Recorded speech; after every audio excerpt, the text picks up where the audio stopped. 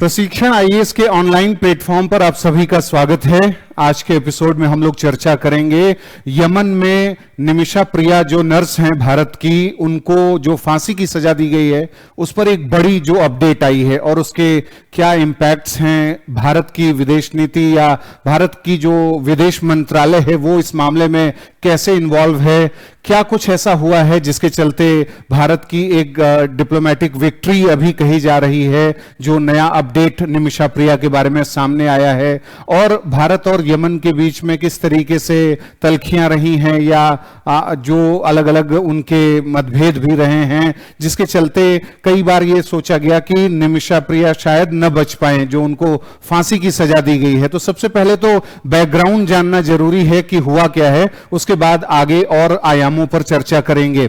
तो सबसे पहले हम चर्चा इस बात पर करते हैं कि यमन में एक महिला गई और वो पलक्कड़ की थी, केरल की थी, जिसका नाम निमिषा प्रिया था और वो नर्स के रूप में वहां अपनी सेवाएं और भूमिका देने गई थी और वहां कुछ उसने ऐसा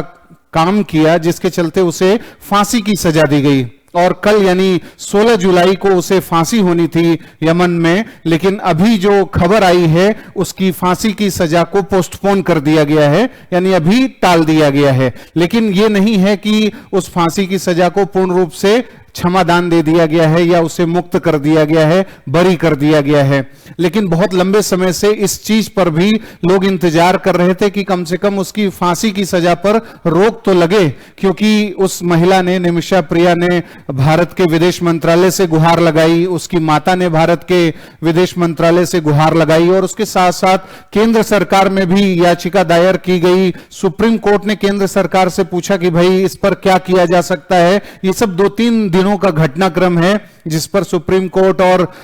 विदेश मंत्रालय, केंद्र सरकार, हर कोई इसमें इन्वॉल्व था कि कैसे निमिषा प्रिया को बचाया जाए। अल्टीमेटली निमिषा प्रिया एक प्रवासी भारतीय हैं और यमन में सेवाएं जब दे रही थी तो उनकी सुरक्षा की जिम्मेदारी भी भारत की बनती है, लेकिन चूंकि वो किसी अपराध में लिप्त हो गई या उनके ऊपर जो आरोप लगाया गया उसके आधार पर जब वो फंस गई, तब भारत के सामने भी एक स्थिति ये आई कि कौन कौन से डिप्लोमेटिक ऑप्शंस हो सकते हैं उसको बचाने के, क्योंकि भारत तो अपने हर नागरिकों को बचाने की कोशिश करेगा। अब बात ये आ रही है कि निमिषा प्रिया एक ही स्थिति में बच सकती हैं अगर वहां पर जिसकी हत्या उन्होंने की है, यानी जो तलाल अब्दो मेहदी था, यमन का नागरिक, जिसको उन्होंने कुछ ऐसी दवाइयां दी, यानी जो अलग अलग प्रकार के जो ऐसे मेडिसिन थे जिसके माध्यम से उसको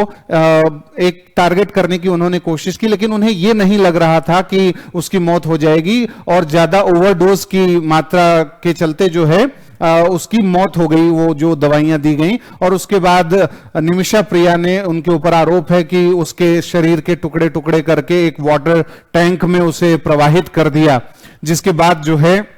ये घटना घटित हुई कि अलग अलग जगह पर उनके ऊपर सुनवाई हुई और वहां पर उनकी सजा को बरकरार रखा गया। बाद में यमन के राष्ट्रपति के पास भी मामला गया तो यमन के राष्ट्रपति ने भी उनके क्षमादान देने से इनकार कर दिया और यमन की जो राजधानी साना है, जो कि हूतियों के नियंत्रण में है, वहां की जेल में ये बंद हैं और साना से कोई डिप्लोमेटिक इंटरैक्शन या कोई कूटनीतिक अंतर संपर्क भारत सरकार का नहीं है। इसके चलते भी कयास ये लगाए जा रहे थे, अनुमान ये लगाए जा रहे थे कि शायद भारत सरकार इसमें हस्तक्षेप कर पाएगी या बचा पाएगी या नहीं। लेकिन कुल मिलाकर के जो मुद्दा सामने आया वो ये था कि जो यमन का शरिया लॉ है वो ये कहता है कि अगर किसी व्यक्ति का मर्डर किया गया है यमन में और उसके बाद उसकी फैमिली अगर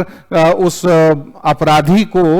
माफ कर दे, उसकी सजा को माफ कर दे, तो ऐसी स्थिति में वो एक ब्लड मनी दे करके, यानी जिसकी मृत्यु हुई है उसका एक कंपनसेशन के रूप में अगर उसके परिवार को देता है और वो परिवार अगर उसको माफ कर देता है तो माफी मिल जाएगी, क्षमादान मिल सकता है। तो निमिषा प्रिया और उनकी फैमिली ने $1 मिलियन ऑफर किया, 8.6 करोड़ रुपीस जो है 8.68 करोड़ रुपए देने की बात भी कही है। और इसके अलावा लगातार अन्य चैनल के माध्यम से भी कोशिशें हो रही हैं कि उनके परिवार को समझाया जाए कि जो घटनाक्रम हुआ उसमें कोई ऐसी आपसी रंजिश नहीं थी या शत्रुता की भावना के चलते नहीं मर्डर किया गया, वो एक भूल थी और उसमें कई चीजें इन्वॉल्व थी। क्योंकि ऐसा कहा जाता है और ये रिकॉर्ड भी है कि जब पलक्कड़ से एक नर्स के रूप में अपनी भूमिका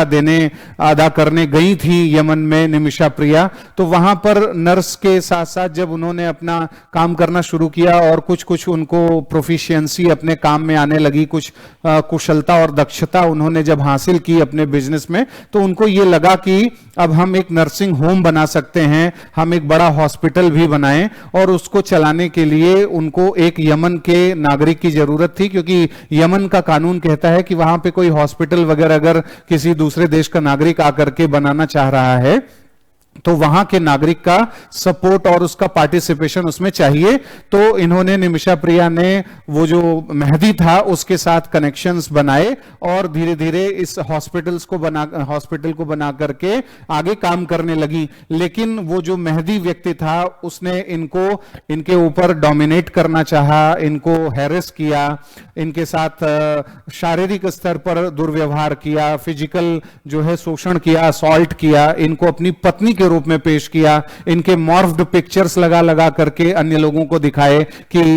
निमिषा प्रिया उसकी पत्नी है। और एक बार जब निमिषा प्रिया अपने घर केरला वापस गई थी तो उस समय मेहदी उनके पार्टनर के रूप में केरल भी आया था। बाद में ये लोग लौट गए थे, मतलब एक समय में एक अच्छा बॉन्ड भी डेवलप हो गया था कि काम मिलजुल करके वहां पर यमन में मेडिकल बिजनेस को आगे बढ़ावा दिया जाए। लेकिन जब निमिषा प्रिया ने देखा कि हर चीज में बहुत ज्यादा डोमिनेशन करना, हर चीज में रोक टोक करना, पैसे के मामले में भी ज्यादा से ज्यादा लाभ प्राप्त करने की कोशिश कर रहा है ये व्यक्ति, तब उनका जो गुस्सा था वो क्रॉस कर गया और उन्होंने सोचा कि, और सोचने के उनको ये जो सोचने के लिए बाध्य हुई उसके पीछे एक और रीजन था कि इनका पासपोर्ट भी जब्त कर लिया था उस मेहदी नाम के व्यक्ति ने, और ये भारत भी वापस नहीं जा सकती थी। एक समय में इन्होंने मन बनाया कि ये सब चीजों को छोड़ छाड़ करके भारत चले जाएं, लेकिन उसने जब्त कर लिया था। अब इस स्थिति में उन्होंने इसको ओवरडोज दिया दवाई का और उसमें उसकी मौत हो गई। तो इसके बाद जो पूरा घटनाक्रम हुआ, यानी यमन की राजधानी साना में जब इन्हें जेल में रखा गया और ये हुआ कि अब 16 जुलाई को फांसी होनी है, तो ये कई स्तरों पर प्रयास कर रही थी, कई वकील के माध्यम से, सुप्रीम कोर्ट से गुहार लगा करके बचने की कोशिश कर रही थी, लेकिन उसमें कुछ समाधान नहीं निकल रहा था। लेकिन अब चूंकि उनके फांसी के एक दिन पहले ये न्यूज आई है कि वहां पर पोस्टपोन किया गया है, तो ये एक अच्छा संकेत है, क्योंकि पिछले 4-5 दिनों से, 6 दिनों से लगातार जो है भारत के अलग अलग जो डिप्लोमेटिक चैनल्स हैं वो एंगेज अपने को कर रहे थे यमन के अधिकारियों से। साना जो एरिया है, वहां की राजधानी है, वहां के भी कुछ लोकल जो ऑफिशियल्स हैं उन सब से भी संपर्क करने की कोशिश की जा रही थी। और ऐसा बताया जाता है सूत्रों के हवाले से कि जो भारत के विदेश मंत्रालय ने अपना एक्टिविज्म दिखाया है और भारत सरकार ने उसको बचाने की कोशिश की है, उसका भी एक प्रभाव इस पर देखा गया है कि इस सजा को पोस्टपोन किया गया है। तो कुल मिलाकर के अब आगे आने वाले समय में यह देखा जाएगा कि इन्हें फांसी की सजा से मुक्ति मिलती है, क्षमादान मिलता है या नहीं। लेकिन अभी ये मुद्दा जरूर है कि जो भी प्रवासी भारतीय किसी भी काम को करने विदेशी धरती पर जाते हैं, उनकी सोशल सिक्योरिटी कैसे हो सकती है, उनकी फिजिकल सिक्योरिटी, उनका पासपोर्ट जो जब्त कर लिया जाता है, वीजा जब्त कर लिया जाता है, डॉक्यूमेंट्स जब्त कर लिए जाते हैं, उनके ऊपर अलग अलग प्रकार के आरोप लगा करके उन्हें फंसाया जाता है और उन पर अभियोग चलाया जाता है विदेशी धरती पर। इन सब चीजों से कैसे प्रवासी भारतीयों को बचाने की कोशिश की जाएगी। अभी जो लेटेस्ट आंकड़े देखे गए हैं, लोकसभा में जब सवाल भी पूछा गया था तो यह बताया गया कि करीब ऐसे 10,000 अभी लोग जो हैं विदेशी अलग अलग देशों के जेलों में बंद हैं जो भारतीय हैं, और इसमें से 49 लोगों को मौत की सजा सुनाई गई है, और वो सब कोशिश कर रहे हैं कि किसी न किसी रूप में वो बच पाएं। सऊदी अरब में बड़ी संख्या में करीब 25 लोगों को मौत की सजा सुनाई गई है, यूएई में, मलेशिया में, कतर में, इन सब देशों में, खासकर खाड़ी देशों में लोग सजा जो है भोग रहे हैं और मृत्युदंड की तलवार उनके ऊपर लटक रही है। और ऐसे में भारत डिप्लोमेटिकली जब इन सब देशों के साथ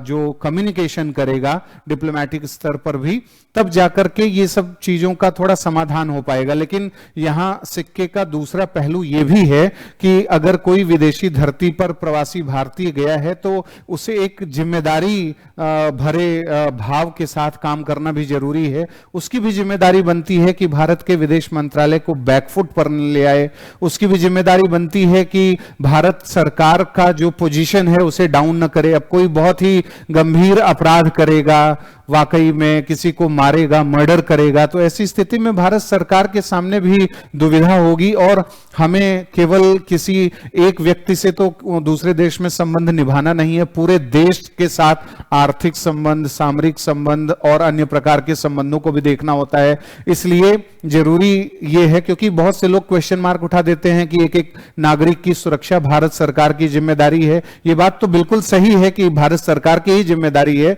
लेकिन हर जिम्मेदारी भारत सरकार की नहीं है, नागरिकों की भी है। नागरिक जाएं तो सतर्क होकर के जाएं। केरल में जो महिलाएं हैं नर्स बनना चाहती हैं, वहां से नर्सिंग का पूरा कोर्स वगैरह करके जब वो खाड़ी देशों में जाती हैं तो वो किस एजेंट के थ्रू जाती हैं, कितना रजिस्ट्रेशन वहां पर होता है ठीक तरीके से कि नहीं, जो कंपनी काम कर रही है इन सब मामलों में, जो रिक्रूटमेंट करवा रही है या दूसरे जगह खाड़ी देशों में ले जा रही है, उसकी वैलिडिटी क्या है, उसकी वैधता क्या है, इन सब चीजों को जांच पड़ताल कितने व्यक्तिगत स्तर पर किया गया है यह भी मायने रखता है। अदरवाइज सारा ब्लेम केवल भारत सरकार पर नहीं लगाया जा सकता। सरकार तो हमेशा प्रयास करेगी ही, क्योंकि सरकार को अपनी उपलब्धियां भी दिखानी है कि जो विदेशी धरती है उस पर किसी भी प्रकार से किसी भी भारतीय नागरिक को कोई नुकसान या कोई क्षति न पहुंचे। तो कुल मिलाकर के कहने का आशय यही है कि भारत तमाम अवसरों पर अपने डिप्लोमेटिक चैनल्स के थ्रू, अलग अलग साधनों के माध्यम से प्रवासी भारतीयों की सुरक्षा का प्रयास करता है। और निमिषा प्रिया के मामले में भी ऐसा नहीं है कि भारत सरकार ने प्रयास नहीं किया, लेकिन कई जगह पर यह देखा गया कि कुछ संशयग्रस्त दिखा। सुप्रीम कोर्ट ने अभी 2-3 दिन पहले कहा था कि हम इस मामले में केंद्र सरकार को कैसे आदेश दे सकते हैं, या हम किसको आदेश दें कि निमिषा प्रिया को बचाया जाए, क्योंकि सुप्रीम कोर्ट अपने लिमिटेशन को जानता है। इसी तरीके से अगर विदेश मंत्रालय को कुछ हस्तक्षेप करना होगा तो विदेश मंत्रालय यमन से, जो यमन के राष्ट्रपति हैं या यमन का जो पूरा लीडरशिप है, उससे बातचीत होगी। लेकिन अगर यमन के कंट्रोल में वो एरिया नहीं है, साना, जहां पर हुती रिबेल्स का कब्जा है, तब ऐसी स्थिति में और ज्यादा दिक्कत आ जाएगी। लेकिन इसमें कई अवसरों पर यह भी कहा गया कि ईरान जो है वो चूंकि हुतियों के साथ उसके बहुत अच्छे कनेक्शन हैं, तो ऐसा जो है सजेशन दिया गया कि भारत सरकार ईरान से बात करे और ईरान हुतियों से बात करके इस मामले में फांसी की सजा को रुकवाने की कोशिश करे। और लेकिन अगर हुती चाह भी लेंगे तब भी वो रिहा कर सकते हैं, लेकिन जो फांसी की सजा दी गई है उसको इंप्लीमेंट वो होगा या नहीं होगा, ये इस बात पर निर्भर करेगा कि जो तलाल अब्दो मेहदी था उसकी फैमिली ने ब्लड मनी लेकर के निमिषा प्रिया को माफ कर दिया है या नहीं। तो अब ये आगे की जो परिस्थितियां होंगी उसका अपडेट आपको फिर से देंगे। अभी के लिए यह समझा जा सकता है कि भारत के विदेश मंत्रालय और भारत के सुप्रीम कोर्ट और भारत सरकार की जो लीडरशिप है वो कहीं ना कहीं रंगलाई है, और जो फांसी की सजा होनी थी उसे पोस्टपोन किया गया है। इस मुद्दे पर आपका क्या विचार है, आप हमें कमेंट बॉक्स में बता सकते हैं। अगले कार्यक्रम में फिर मिलेंगे। नमस्कार।